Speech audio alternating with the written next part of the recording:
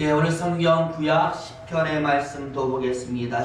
10편 68편 19절에서 21절까지의 말씀을 보도록 합니다. 10편 68편 19절에서 21절까지의 말씀을 오늘 이 시간에 우리가 같이 읽어가도록 하겠습니다. 한 목소리로, 길지 않은 말씀이니까 한 목소리 쭉 같이 읽어갑니다. 있습니다. 날마다 우리 짐을 지시는 주 곧 우리의 구원이신 하나님을 찬송할지로다. 셀라.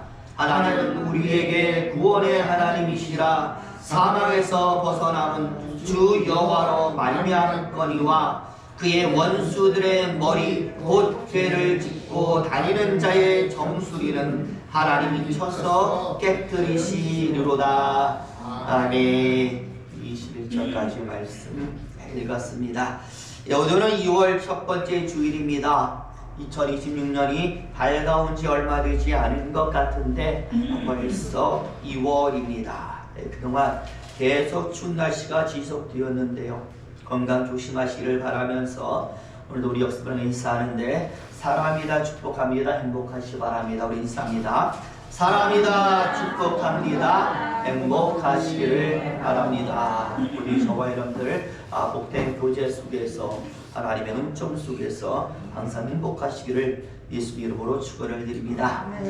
스파르타의 한 장군이 아들에게 물려준 의미 있는 물건을 찾고 있습니다. 내가 내 아들에게 무엇을 물려주면 좋을까 한참을 고민하다가요, 이제 문득 자신이 전쟁에서 늘 입고 다녔던 갑옷이 눈앞에 보이는 겁니다. 그 갑옷에 정결하게 차여져 있는 칼이 또한 눈에 띄었어요. 전쟁 때마다 자신이 들고 나가 싸웠던 무기였고, 자신에게 승리를 안겨다주고 때로는 자신의 목숨 또한 지켜주었던 칼, 바로 그 칼을 아들에게 물려주리라 라고 생각을 한 것입니다. 그런데요, 그 칼이 이 다른 칼보다는 조금 짧거든요. 아들이 이 칼을 받으면서도 궁금하고 이상해서 물어봅니다. 아버지, 이왕 칼을 주시려면 좀 멋진 칼, 다른 사람들보다 똑같은 길이나 큰 것이나 좀 멋있는 칼을 주시지 왜 이렇게 짧은 칼을 저에게 주십니까? 칼이 짧으면요, 싸울 때 굉장히 불리하지 않겠어요? 라고 이렇게 물어본 거예요. 그랬더니 이 아버지 대답이 참 걸작이에요. 아버지가 이렇게 말합니다. 아들아, 생각을 좀 바꿔보아라. 칼이 짧다라고 생각이 되면 그만큼 남보다 한 걸음 더 앞에 나가서 싸우면 되지 않겠느냐? 세상의 모든 것이 다 마찬가지다. 남보다 한 걸음만 더 앞서게 되면 지는 싸움도 이길 수 있는 것이다. 게다가 이 칼은 늘 아버지에게 승리를 안겨다 준 칼이니 너에게도 이 칼이 승리를 안겨다 줄 것이다. 여러분, 그렇습니다. 신앙도 그렇고 세상의 모든 것이 남들보다 한 걸음 더 나아가는 사람을 막을 수는 없는 것입니다.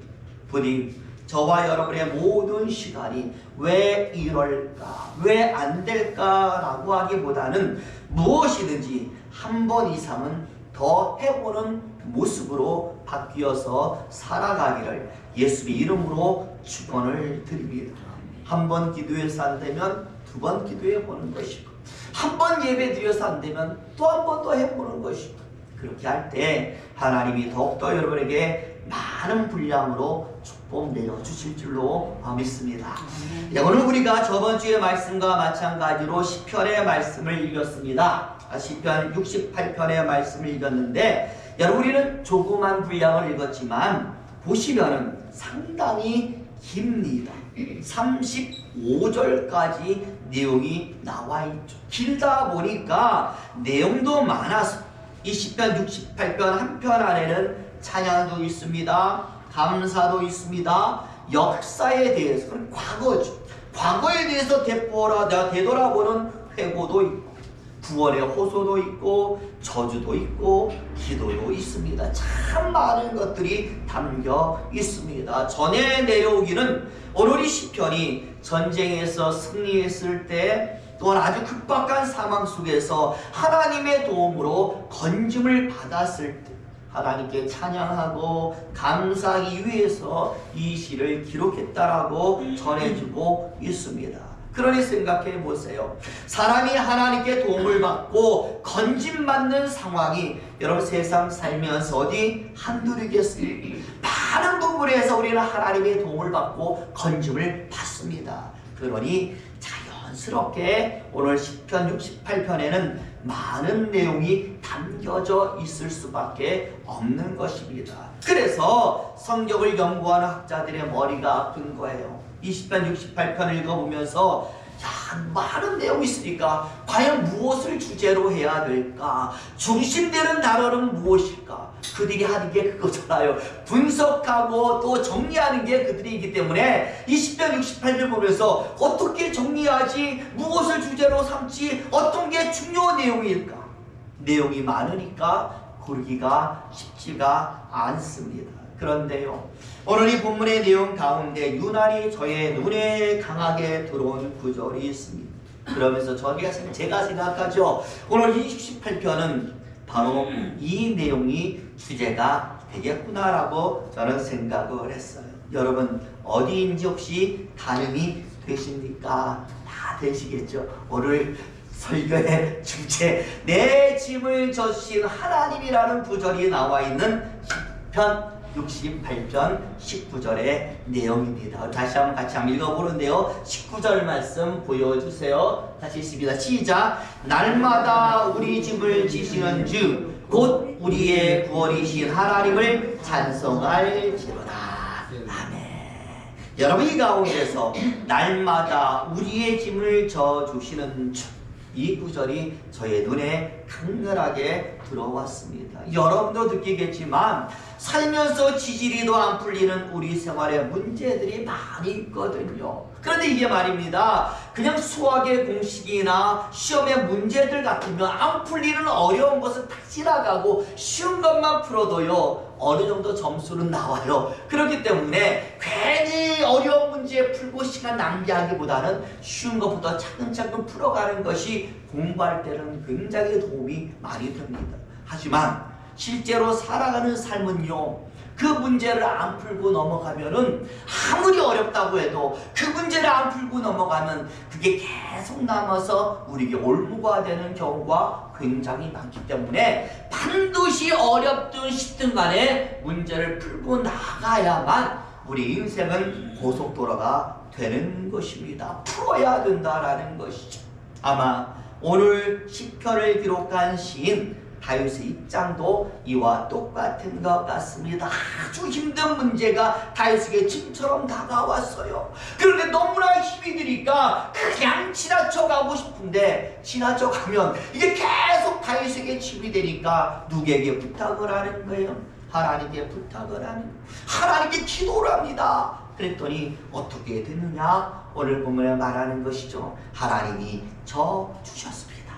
하나님이 그 문제를 가져가셨고 내 문제인데 하나님 자신의 문제로 여기고 하나님이 풀어주셨습니다. 그러면 어떻게 된 거예요? 해결이 된 거예요. 이제 더 이상 다윗에게는 짐이 없습니다. 너무나 가볍습니다. 그래서 다윗이 소리치는 것이 오늘 시편 68편의 내용이 됩니다.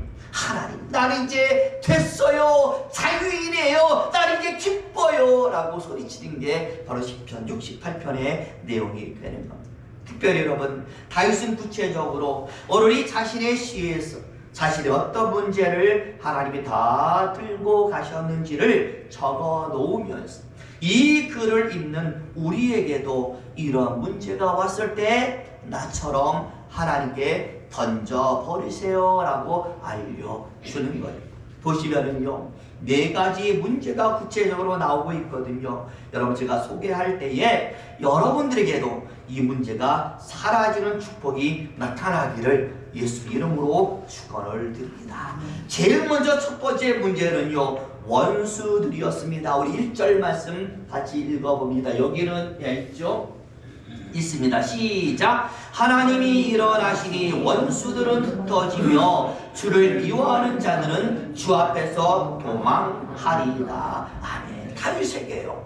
자신을 늘 괴롭히는 원수가 있었는데 하나님이 그 원수를 어떻게 해요? 흩어버리셨다라고 말씀해요. 여러분, 이것이 뭐와 똑같은가 하면은요, 아마 시골에서 흔히 볼 수, 요새는 많이 사라졌는데요, 여러분 시골에서 농사 지을 때 사용하는 도구 가운데 키라는 도구가 있어요. 이 머리 키가 아니라요, 키라는 도구가 있는데, 이 곡식 같은 것이 처음에는요 뭐가 잡티 같은 게 많잖아요, 먼지가 많잖아요. 근데 그것을 다 구별하기 위해서 어떻게 사용하는 것이 바로 키예요.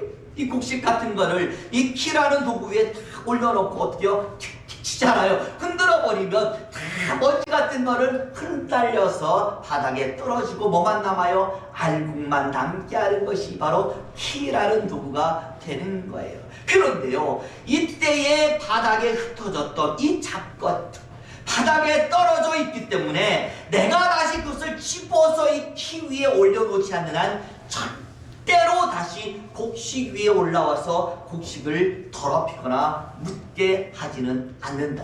그냥 바닥에 밟히는 것. 저는요, 오늘 이 하나님께서 다윗의 원수를 흩다라는 말의 의미가 이와 같다라고 생각을, 하나님께서 다윗의 원수들을 다 잡아다가 위에, 키 위에 올려놓고 후 하고 다 불어버리는 거예요. 그래서 이 다윗의 원수들이 다 어디에 떨어져요? 바닥에 떨어져 버리고 키 위엔 누가 남아있어요? 다윗만이 홀로 남아있어요. 절대로 하나님이 허락하지 않으시는 한 이 바닥에 떨어진 다윗의 원수들 잡것들이 다시는 누구에게 올라오지 못해요? 다윗에게는 올라오지 못하는 상황, 이게 바로 오늘 다윗이 말하는 상황이 되는 것이죠. 원수로 인한 걱정이 하나님이 샥 불어서 흩으시니까 다 사라졌어요. 자유하게 됐어요. 그러니 기쁨으로 외치는 것이 오늘 시편 68편이 되는 것이죠. 하나님 흩으셔서 내게 원수가 없으니 나는 자유합니다. 여러분, 이 자유가 저와 여러분이 있어지기를 예수 이름으로 축원을 드립니다. 이제 두 번째는 9절의 말씀인데요. 또 9절 읽어봅니다. 9절 내려주세요. 시작. 하나님이여 주께서 흡족한 비를 보내사 주의 기업이 궁핍할 때에 주께서 그것을 견고하게 하셨고. 아멘. 하나님께서 다윗에게 무엇을 내려줍니까? 흡족한 비를 내려주셨어요. 이 흡족한 비라는 것은요, 사람을 기분 좋게 만들어주는 비를 이야기하는, 하나님이 비를 내리시는데 여러분의 다윗이, 그리고 우리가 기분이 좋아질, 오늘 본문에 보니까 그 비로 우리의 모든 가난과 궁핍이 다 물러가기 때문에 기쁨이 되는 줄로 믿습니다. 가난이 물러가요, 궁핍이 물러가요. 그러니 우리는 뭐가 됩니까? 부유한 사람이 된 것 아니겠습니까? 풍족해지고 부유해졌으니까 기분이 좋은 거예요. 하나님 내려주시는 그 은혜, 축복, 그것으로 인하여 우리 모든 어려움과 가난은 물러가고 나는 부유해졌으니 너무나 기쁘다라고 다윗이 말합니다. 우리도요, 갑자기 어디서 생각하지도 않은 돈이 생기면 굉장히 기분이 좋잖아요. 제가 언제 그런 걸 느끼느냐, 가구를 옮기다 보면요, 그 밑에서 가끔씩 뭐가 나와요? 돈이 나올 때가 있거든요. 이게 큰 돈이 아닌데도요, 굉장히 기분이 좋아요. 500원짜리 하나가 나와도 얼마나 기분이 좋고, 뽕돈이 생겼으니까 너무나 기분이 좋은 거예요. 오늘 다윗의 심정이 바로 그것인 줄로 믿습니다. 특히 여러분, 여기 견고하다라는 말이 나오죠. 보충된 설명으로는 사라지지 않다, 무너지지 않다, 새어나가지 않다라는 뜻이 있으니, 하나님이 주시는 풍요의 특징이 뭐라는 겁니까? 사라지지 않는 것. 하나님이 주시면 사라지지 않습니다. 하나님이 주시면 무너지지 않습니다. 하나님이 주시면 새어나가지 않습니다. 항상 눈에 보이도록 남아있으니까 우리가 흔들리지 않는 거예요. 그렇잖아요. 왜 우리가 흔들립니까? 하나님이 도움을 주시는 것 같은데 그 도움이 뭐에 안 보여요? 눈에 보이지 않으니까 흔들리는 거예요. 눈에 보이기만 되면, 확실해지면 흔들리지 않고 견고한데, 하나님이 주시는 축복은 항상 우리의 눈에 보이는 축복으로 다가오니 견고해진다라고 말씀을 하는 것입니다. 부디 저와 여러분의 삶도 이렇게 다윗처럼 견고해지시기를 예수의 이름으로 축원을 드립니다. 이제 그런 다음에 세 번째는 오늘 본문 속에서는 여러 가지로 이야기가 되고 있는데요. 요지는 하나예요. 같이 한번 따라해볼까요? 너희는 속박하는 모든 제약에서 해방될 것이다. 어디서 해방된다고요? 속박에서 해방된다. 여기 5절에서 6절까지의 말씀을 보면은요, 고아라는 단어가 나오고 과부라는 단어가 나오고 고독한 자, 갇힌 자라는 단어가 나와요. 가만히 보니까 이 네 가지 단어의 특징이 무엇입니까? 다 뭘 가지고 있어요? 제약을 가지고 있다라는 특징이 있어요. 예를 들어서 고아는 누가 없어요? 부모가 없다라는 제약이 있잖아요. 과부는 누가 없어요? 남편이 없다라는 제약이 있죠. 고독한 자는 돕는 사람이 없다, 홀로이다라는 제약이 있고, 갇힌 자라는 것은 행동의 제약이 있습니다. 무언가가 우리의 삶을 가로막고 있어서 우리가 갇혀있다라는 거예요. 자유롭지 못하다라는. 그런데 오늘 다시 말하기를 하나님께서 이런 모든 사람의 아버지가 되어 주셨습니다. 어떤 제약이 사라졌을까요? 고아의 제약이 사라진 거예요. 하나님 우리의 남편이 되어 주셨습니다. 여러분 어떤 제약이 사라졌을까요? 과부의 제약이 사라졌어요. 재판장이 되셨습니다. 후원자가 되셨습니다. 순식간 사람들을 옥죄었던 모든 제약들이 사라져 버리는 것이죠. 나를 괴롭게 했던 모든 제약들이 하나님에 의해서 사라집니다. 우리의 약한 부분을 하나님이 해결해 주신 것입니다. 그러니 여러분 어떻게 자유함을 얻지 않을 수가 있겠습니까?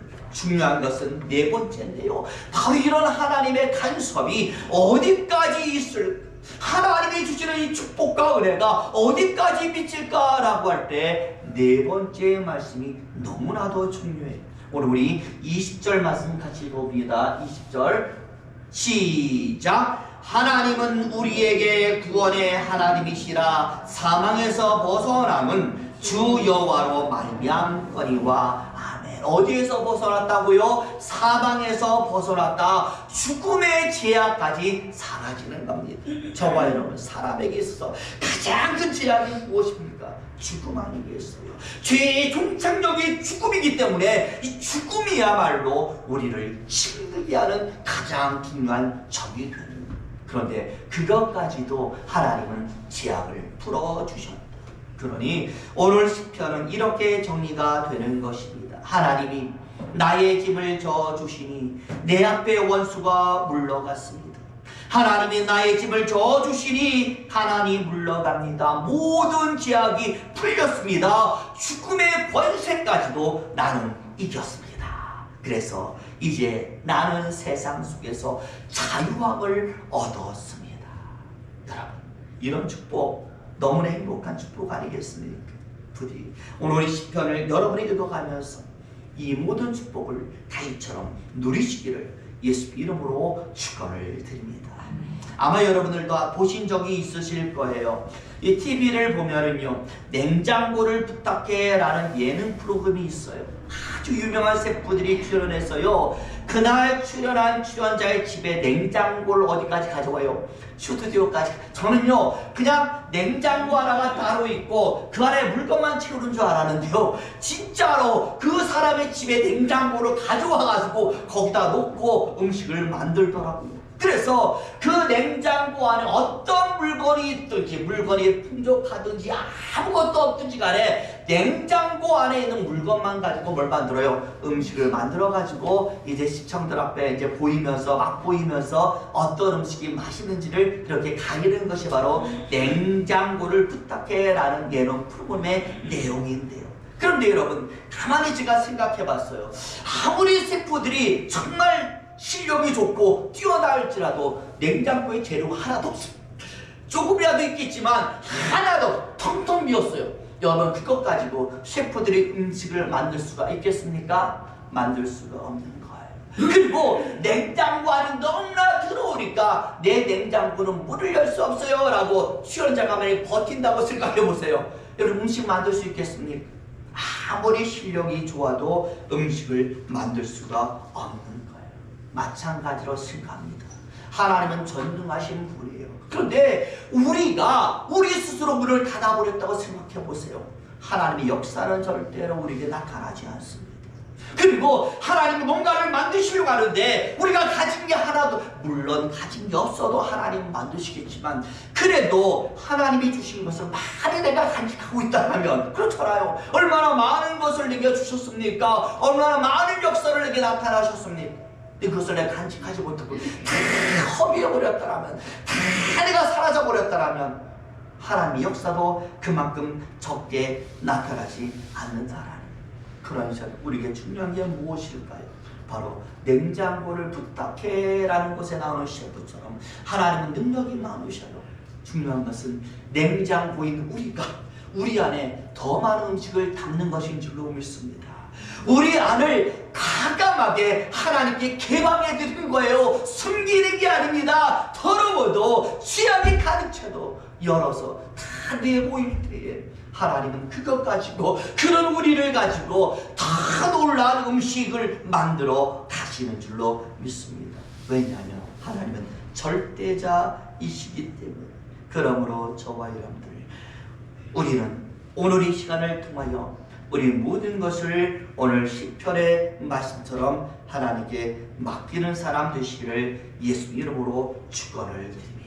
어떻게 맡길까요, 목사님? 이렇게 물어보는 사람이 있는데요. 방법은 많습니다. 기도로 맡길 수도 있고요, 예배를 통하여 맡길 수도 있고요, 안 되면 뭐도 해요? 소리치면 되는 줄로 믿습니다. 하나님 하고 소리치면서 도와달라고 하면 이게 뭐예요? 내 짐을 맡기는.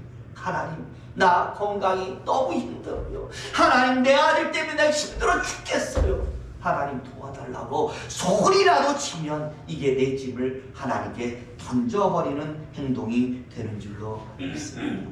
부디 저와 여러분 살아가면서 하나님의 이름을 많이 부르시고 정말 어려운 문제에 있다라면 하나도 남김없이 하나님께 내어놓기를 예수 이름으로 축원을 드립니다. 그래서 오늘 다윗처럼 나를 가로막는 원수가 있다면 다 흩어서 다가오지 못하는 역사, 나를 괴롭게 했던 모든 제약이 있다면 하나님이 해결해 주셔서 그 제약이 더 이상 나를 억누르지 못하는 놀라운 축복, 그리고 그동안 모든 기도의 건들 이제는 이루어져서 오늘 다윗이 말하는 것처럼 부유하고도 풍요로운 삶을 실제적으로 저와 여러분이 살아가게 되시기를 예수 이름으로 축원을 드립니다. 기도하겠습니다.